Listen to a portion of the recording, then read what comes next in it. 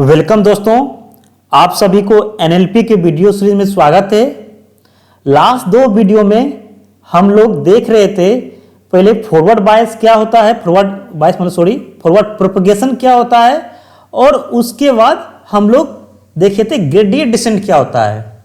जो दोस्त अभी तक नहीं देखे हैं वीडियो, पहले ये वीडियो आके देखिए कि फॉरवर्ड प्रोपगेशन में सीबीओडब्ल्यू में फॉरवर्ड प्रोपगेशन कैसे होता है और ग्रेडियंट डिसेंट क्यों हम लोग उसका मतलब क्या है और हम लोग क्यों यूज कर रहे हैं। पहले ये वीडियो देखिए, उसके बाद आप मेरे आज के वीडियो आके देखिए, तब समझ में आएगा बैकवर्ड प्रोपगेशन में ग्रेडियंट डिसेंट क्या होता है। तो चलिए आज हम लोग बैकवर्ड प्रोपगेशन स्टार्ट करते हैं। तो बैकवर्ड प्रोपगेशन स्टार्ट करने से पहले हम लोग 2 मिनट पहले हम देख लेते हैं फॉरवर्ड प्रोपगेशन में हम लोग क्या किए थे।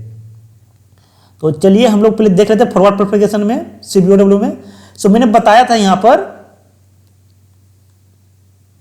कि ये मेरा इनपुट लेयर है, मेरा आउटपुट लेयर है, हिडन लेयर है, ये मेरा आउटपुट लेयर है, और ये मेरा input layer output hidden layer के बीच का वेट है, और मेरा W dash hidden layer and output layer का वेट है, जो मैंने यहां डिनोट किया था डब्ल्यू एंड डब्ल्यू डैश से मैंने यहां डिनोट किया था।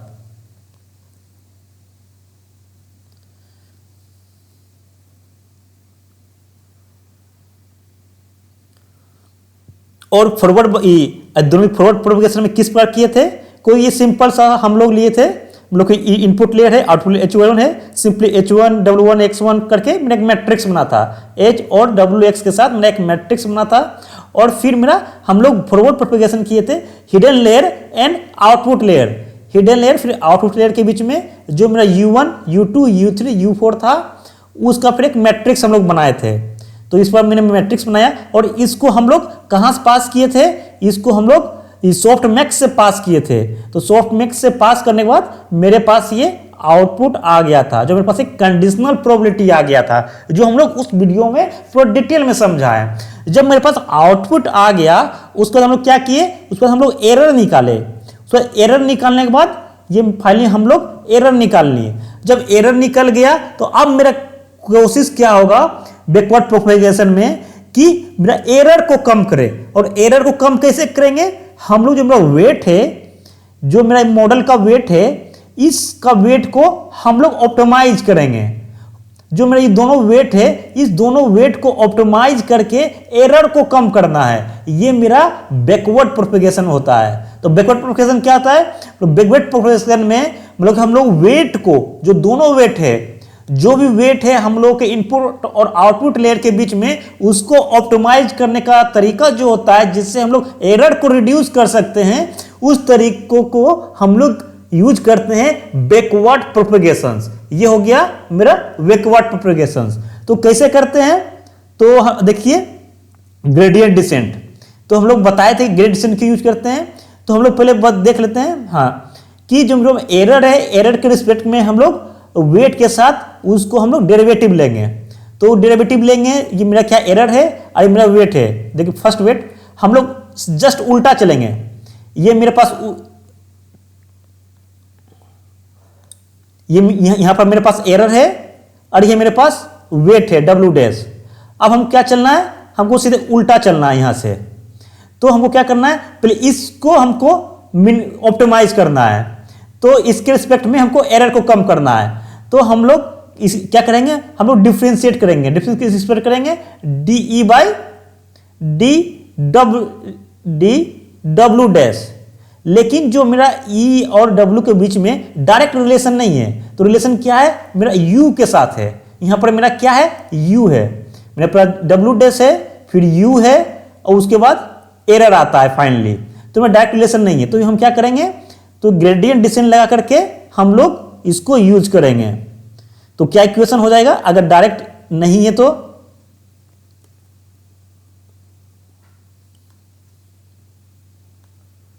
देखिए मेरे पास डायरेक्ट नहीं, तो इसको हम D by D U and ये error D U by D मेरा वेट हो गया, जो मेरा हिडन और आउटपुट लेयर का है। तो इसको हम लोग क्या बोल सकते हैं, इसको हम लोग बोल सकते हैं, अगर हम केवल इसका निकालें फर्स्ट, तो इसमें क्या हो जाएगा, y1 माइनस 0 इसको बोल सकते हैं, डायरेक्ट हम इसको एरर बोल सकते हैं। जो मेरा ये टर्म आया था, बना था, ये u था, और यहां पर हम लोग सॉफ्ट मैक्स लगाए थे और मेरा आउटपुट आया था।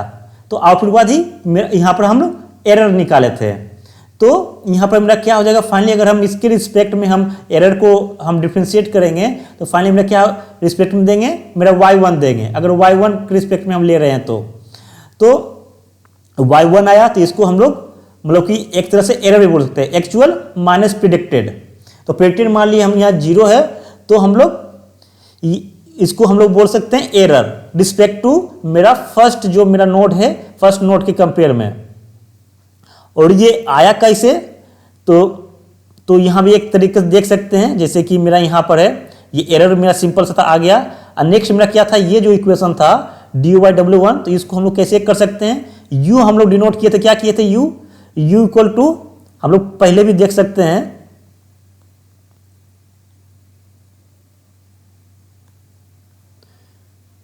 यहां पर हम लोगों ने u डिफाइन किया था।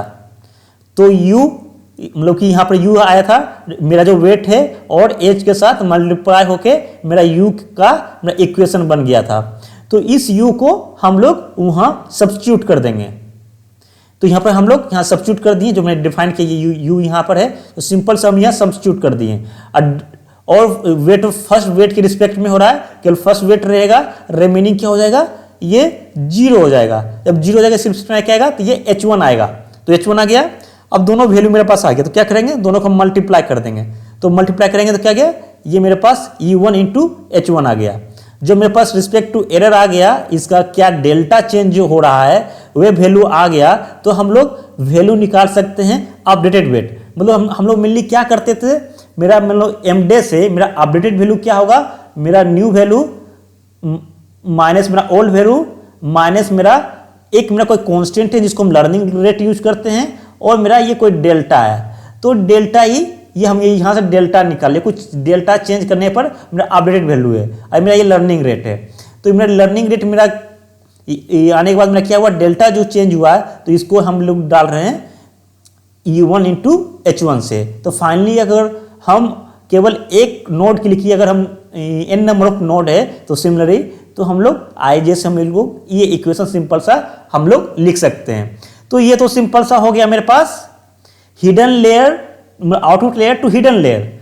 अब हमको क्या है, हम लोग का हो गया output layer to hidden layer, मतलब हम लोग यहां तक कंप्लीट कर लिए। तो हम लोग यहां से चलें, यहां तक पहुंच गए। अब हम लोग आ रहे हैं यहां पर hidden layer to input layer. तो hidden layer to input layer में क्या है, हमको एरर को मिनिमाइज करना है। तो लेकिन यहां पर क्या है, h है और मेरा पास x है, और वेट मेरा क्या है, w है। तो इसको भी हम लोग चलिए देख लेते हैं, इसको हम लोग कैसे करेंगे।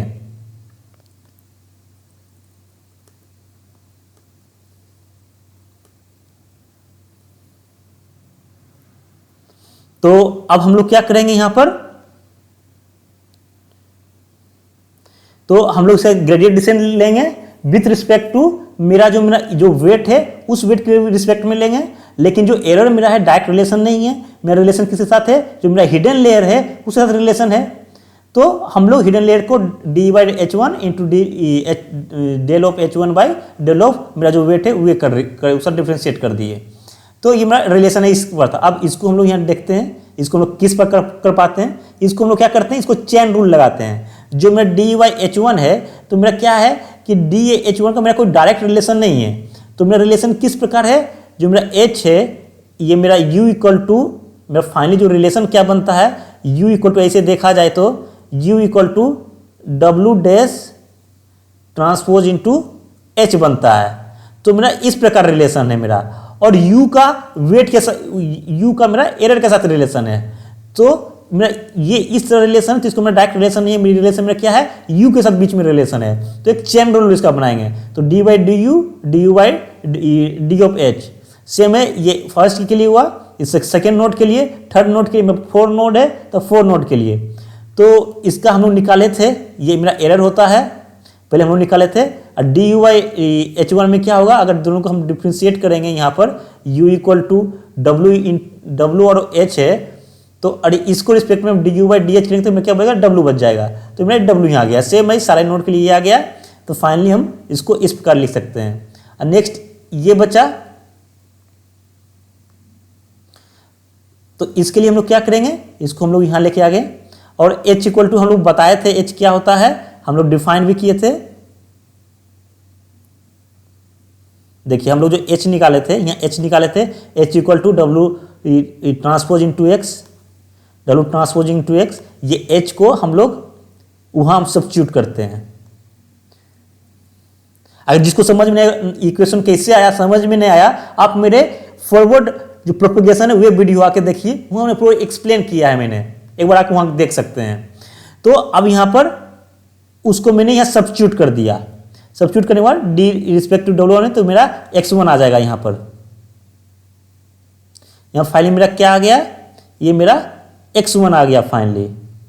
और इसको हम दोनों को मल्टीप्लाई कर देंगे। दोनों को मल्टीप्लाई करने के बाद क्या आ गया, D Y D H one Y into X of J K, S of के बन गया मेरा फाइनली यहाँ पर देखा जाए तो अब हम लोग क्या हुआ, इसके रिस्पेक्ट में हम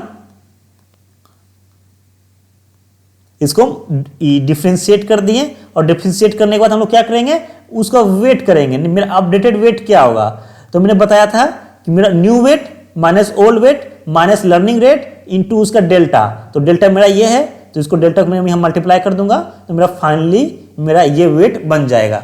तो हम बैकवर्ड प्रोपेगेशन से हम वेट को ऑप्टिमाइज कर सकते हैं। तो इसी चीज को हम लोग रिपीटेड नंबर ऑफ रिपीटेड हम यूज करेंगे, इस तब तक रिपीट होगा, लूप चलेगा तब तक मेरा ये ऑप्टिमाइज वेट ना आ जाए। जब ये ऑप्टिमाइज वेट आएगा, उस ऑप्टिमाइज वेट को हम लोग अपने इस बेगोवर्स का मॉडल में यूज कर सकते हैं। तो ये मेरा हो गया मैथमेटिकल डेरिवेशन। तो आखिर ये किस प्रकार हो जाएगा, तो फाइनली अगर हम देखा जाए तो हम लोग फाइनली इसको हम देखते हैं।